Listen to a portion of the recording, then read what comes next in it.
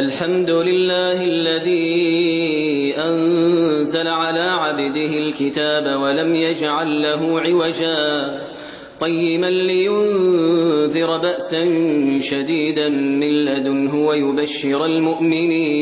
ويبشر المؤمنين الذين يعملون الصالحات أن لهم أجرا حسنا ماكثين فيه أبدا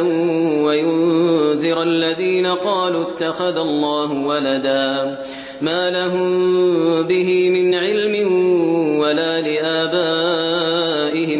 كبرت كلمة تخرج من أفواههم إن يقولون إلا كذبا فلعلك باخع نفسك على آثارهم إن لم يؤمنوا بهذا الحديث أسفا إنا جعلنا ما على الأرض زينة لها لنبلوهم أيهم أحسن عملا وإنا لجاعلون ما عليها صعيدا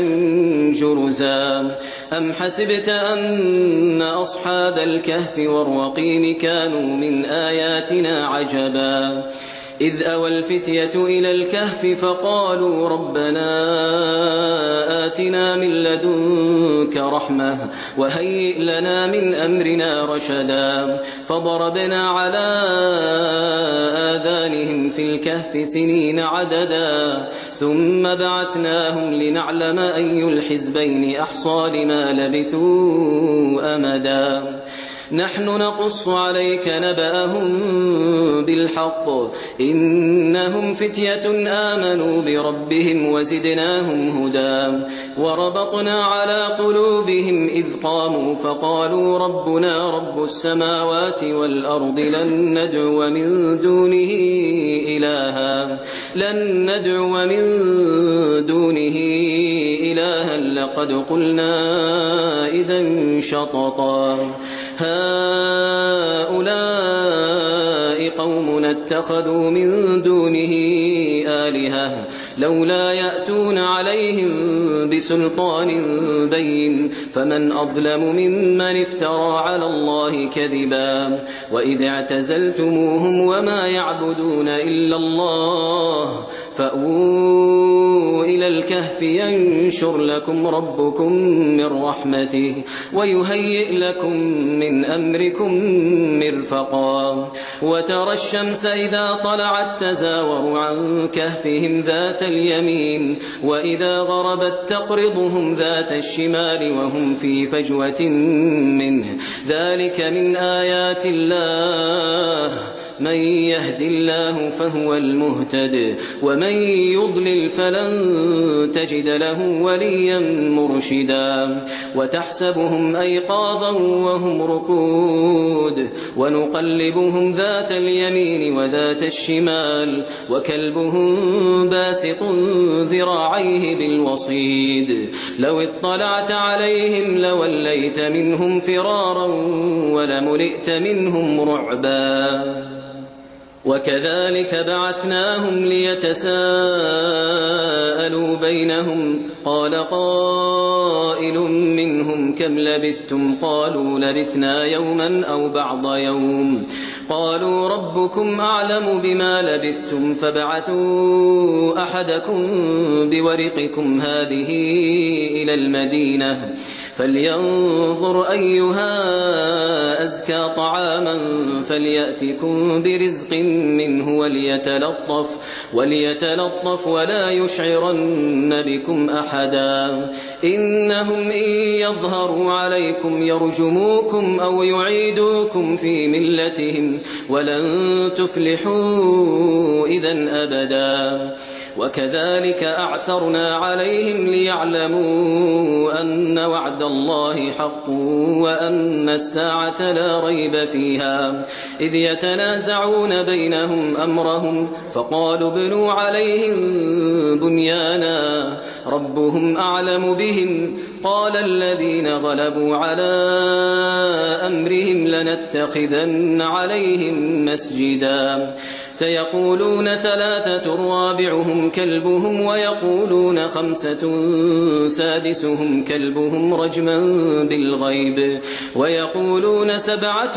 وثامنهم كلبهم قل ربي أعلم بعدتهم ما يعلمهم إلا قليل فلا تمار فيهم إلا مراء ظاهرا ولا تستفت فيهم منهم أحدا ولا تقولن لشيء إني فاعل ذلك غدا إلا أن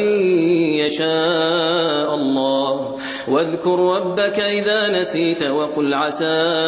أن يهديني ربي لأقرب من هذا رشدا ولبثوا في كهفهم 300 سنين وازدادوا 9 قل الله أعلم بما لبثوا له غيب السماوات والأرض أبصر به وأسمع ما لهم من دونه من ولي ولا يشرك في حكمه أحدا واتل ما أوحي إليك من كتاب ربك لا مبدل لكلماته ولن تجد من دونه ملتحدا واصبر نفسك مع الذين يدعون ربهم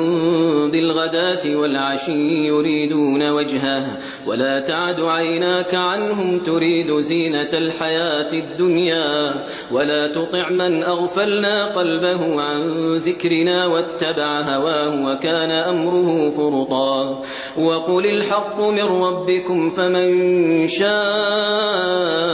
فليؤمن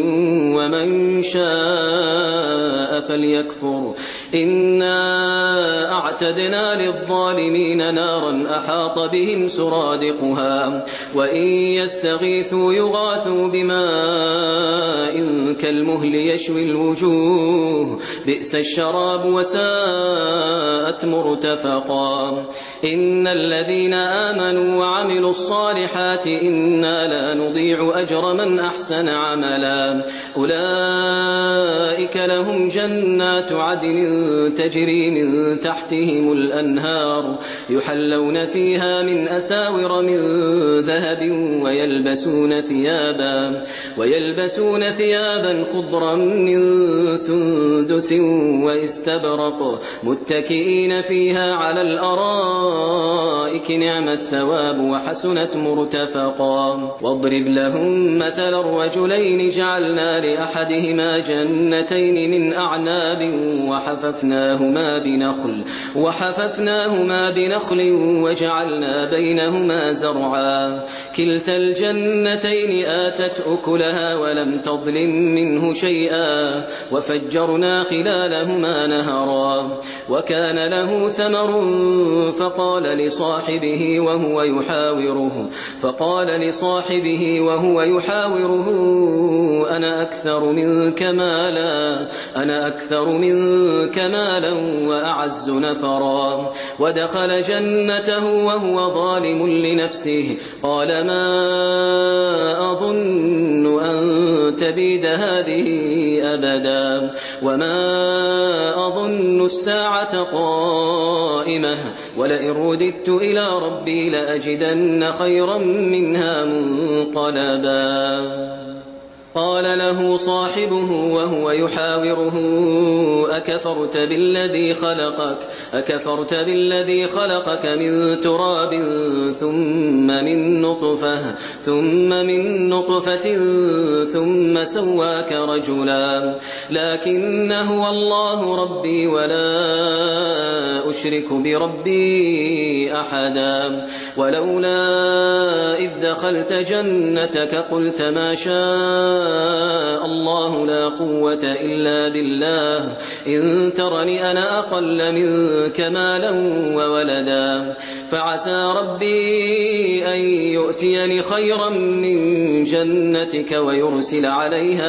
ويرسل عليها حسبانا من السماء فتصبح صعيدا زلقا أو يصبح ماؤها غورا فلن تستطيع له طلبا وأحيط بثمره فأصبح يقلب كفيه على ما أنفق فيها وهي خاوية على عروشها ويقول يا ليتني لم أشرك بربي أحدا ولم تكن له فئة ينصرونه من دون الله وما كان منتصرا هنالك الولاية لله الحق هو خير ثوابا وخير عقبا واضرب لهم مثل الحياة الدنيا كماء إن أنزلناه من السماء فاختلط به نبات الأرض فأصبح هشيما تذروه الرياح وكان الله على كل شيء مقتدرا المال والبنون زينة الحياة الدنيا والباقيات الصالحات خير عند ربك ثوابا وخير أملا ويوم نسير الجبال وترى الأرض بارزة وحشرناهم فلم نغادر منهم أحدا وعرضوا على ربك صفا لقد جئتمونا كما خلقناكم أول مرة بل زعمتم أن لن نجعل لكم موعدا ووضع الكتاب فترى المجرمين مشفقين مما فيه ويقولون يا ويلتنا ما لهذا الكتاب لا يغادر صغيرة ولا كبيرة إلا أحصاها ووجدوا ما عملوا حاضرا ولا يظلم ربك أحدا وإذ قلنا للملائكة اسجدوا لآدم فسجدوا إلا إبليس كان من الجن ففسق عن أمر ربه أفتتخذونه وذريته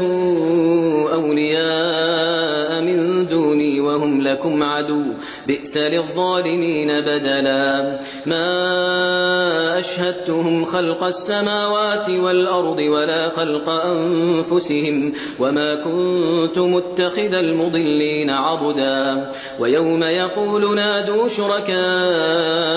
الذين زعمتم فدعوهم فلم يستجيبوا لهم وجعلنا بينهم موبقا ورأى المجرمون النار فظنوا أنهم مواقعوها ولم يجدوا عنها مصرفا ولقد صرفنا في هذا القرآن للناس من كل مثل وكان الإنسان أكثر شيء جدلا وما منع الناس أن يؤمنوا إذ جاءهم الهدى ويستغفروا ربهم إلا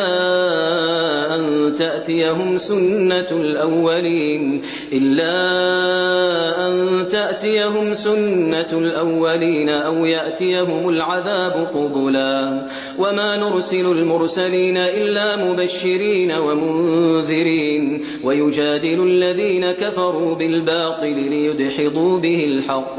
واتخذوا آياتي وما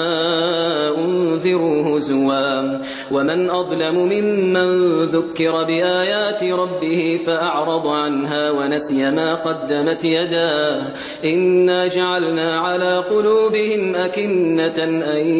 يفقهوه وفي آذانهم وقرا وإن تدعوهم إلى الهدى فلن يهتدوا إذن أبدا وربك الغفور ذو الرحمة لو يؤاخذهم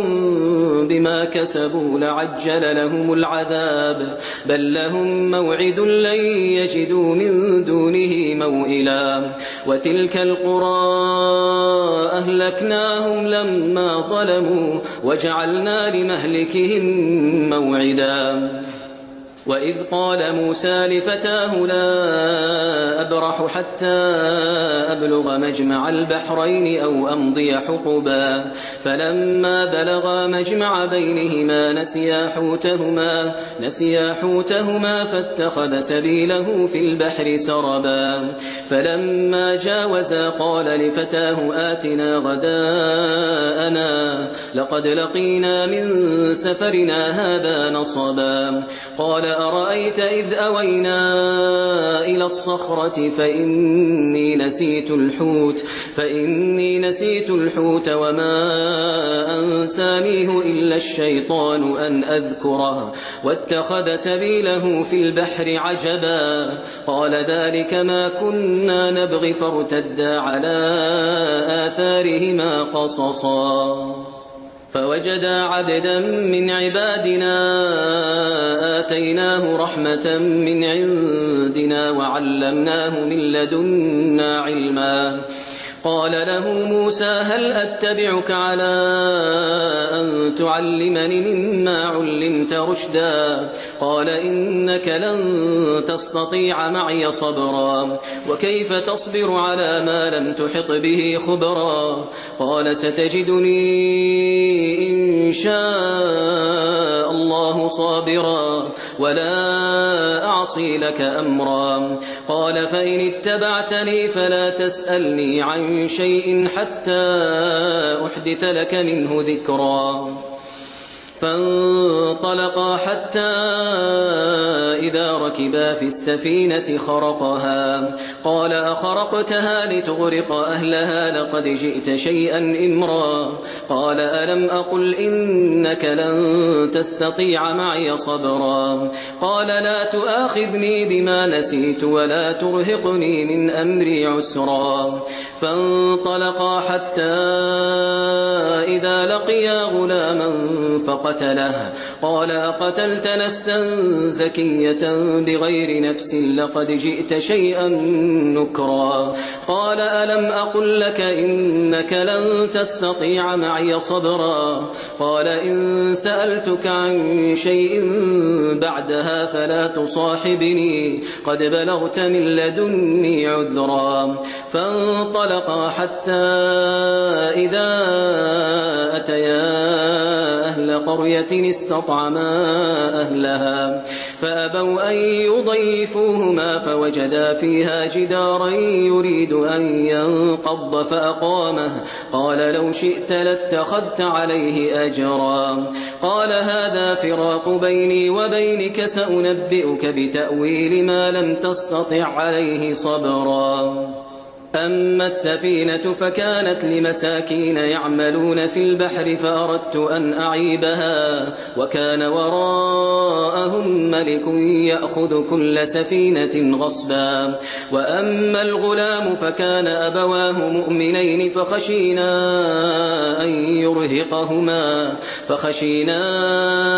أن يرهقهما طغيانا وكفرا فأردنا